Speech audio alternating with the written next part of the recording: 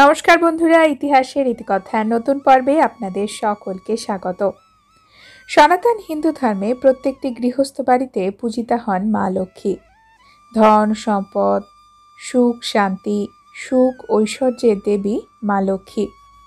আমরা বাঙালিরা বৃহস্পতিবারে মা লক্ষ্মীর সাপ্তাহিক পুজো করি।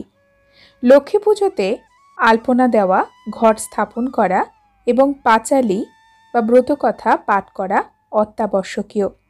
বলা হয় মা লক্ষ্মীর পাঁচালি পাঠ ছাড়া পুজো সম্পন্নই হয় না। আর দেবী লক্ষ্মীর পুজোর পাঁচালি প্রত্যেক মাসে রয়েছে আলাদা আলাদা। আজকের পর্বে আমরা ভাদ্র মাসের লক্ষ্মী পুজোর পাঁচালি শুনে নেব। পেঁচা পেঁচির উপাখ্যান। বলা হয় যে নারীরা লক্ষ্মী পুজো করেন তাদের সংসারে কখনো সুখ শান্তি, ধন সম্পদের অভাব হয় না, দারিদ্রতা আসে না। আসুন শুনে নেওয়া যাক ভাদ্র মাসের লক্ষ্মী পুজোর ব্রতকথা। বঙ্গদেশে ছিল এক বিধবা রমণী, অতি দুঃখে কাল কাটে দিবস যামিনী। একমাত্র পুত্রধন গুণসিন্ধু হয়, শান্তশিষ্ট পুত্র তার সর্বজনে কয়। বাটি হতে কিছু দূরে বটবৃক্ষ তলে, সঙ্গী লয়ে গুণসিন্ধু সেথা সবে খেলে। একদিন গুণসিন্ধু দেখিল তথায়, তাহার সঙ্গীরা সব ক্ষীর কিনে খায়।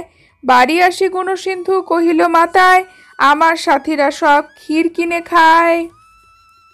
বড় কষ্টে 5 কড়া করি মাতা দিল, গুণসিন্ধু ক্ষীর কিনে বৃক্ষতলে গেল। বৃক্ষের কোটরে ছিল পেঁচা শাবকগণ, হঠাৎ তাহারা সবে করয়ে ক্রন্দন।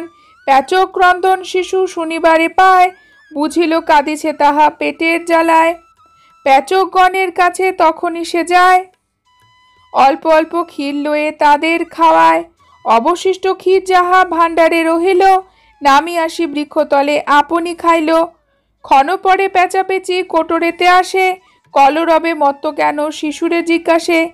পিতামাতা বচনেতে বৎসগণ কয়, নিম্নেতে চাহিয়া দেখো বসি কেবা রয়। ক্ষুধার জ্বালায় যবে করি গো ক্রোধন, দয়া করে ক্ষীর খেতে দেয় ওই জন। পেঁচা পেঁচি শাবকের শুনিয়া বচন, সত্তর বৈকুণ্ঠপুরে করিল গমন। কমলারে সব কথা করে নিবেদন, লক্ষ্মীমাতা তিল ধুবড়ি দানিল তখন। তথা হতে তিল ধুবড়ি লইয়া যে আসে, ব্রাহ্মণ বালকে দিবে এই মনে আসে। পেঁচা পেঁচি তাহাদের বৎসগণে কয়, ওরে বাছা এর নাম তিল ধুবড়ি হয়। বৃক্ষতলে দিয়ে এসো উহারে এখন, তিল ধুবড়ি নিয়ে লক্ষ্মীর করিতে পূজন। পিতামাতার কথা শুনি গেল বৎসগণ, গুণসিন্ধু করে তাহা করিল অর্চন। মনের হরিষে সিন্ধু বাড়ি চলে যায়, আদ্যপান্ত সব কথা কহিল মাতায়। ভাদ্র মাসে শুক্লপক্ষ সে গুরুবারেতে, তিল ধুবড়ি পূজা করে মাতা পুত্রেতে।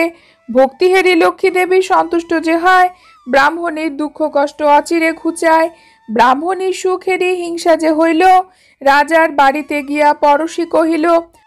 শুনিয়া রাজার মনে ক্রোধ উপজিল, ব্রাহ্মণীর ধন অর্থ রাজা কাড়ি নিল। কাঁদিতে কাঁদিতে শিশু বৃক্ষতলে আসে, পেঁচা পেঁচি দেখে শিশু চক্ষু জলে ভাসে। বৈকুণ্ঠ ভবনে তবে পেঁচা পেঁচি যায়, তিল ধুবড়ি নিয়ে এসে গুণসিন্ধু দেয়। কহিল আবার করো লক্ষ্মীর পূজন, কমলার বরে পাবে রাজ্য অর্থধন। লক্ষ্মী পূজা মায় পুত্রে করে 2 জন, অতুল ঐশ্বর্যপুরে তাহার ভবন। লক্ষ্মী তবে রুষ্ট হয় রাজার ওপরে, হরিল সম্পদ রাজ্য হয়ে ক্রোধ ভরে। গুণসিন্ধে ডাকি রাজা জিজ্ঞাসা করয়, কেমন এতে পুনঃতব ধন অর্থ হয়। শিশু বলে করি মোরা লক্ষ্মীর পূজন, তাহার প্রসাদে হয় রাজ্য অর্থধন।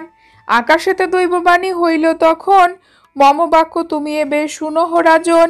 আমার প্রসাদে তবে ঘুচিবে বেদন, গুণসিন্ধু করে কন্যা করহ অর্পণ। অর্ধখণ্ড রাজ্য সহ কন্যা দিল তারে, সকলে হইল সুখী এবে যে সংসারে। বিধবা রমণী হলো এবে রাজমাতা, ঘুচিল সকল দুঃখ গেল মনোব্যথা। রাজা হয়ে গুণসিন্ধু লক্ষ্মী পূজা করে, সংসারেতে শান্তি পায় কমলার বরে। অথ ভাদ্র মাসের প্রত্যেক বৃহস্পতিবারের লক্ষ্মী পূজার ব্রতকথা পাঁচালি পেঁচা পেঁচির উপাখ্যান এখানেই সমাপ্ত।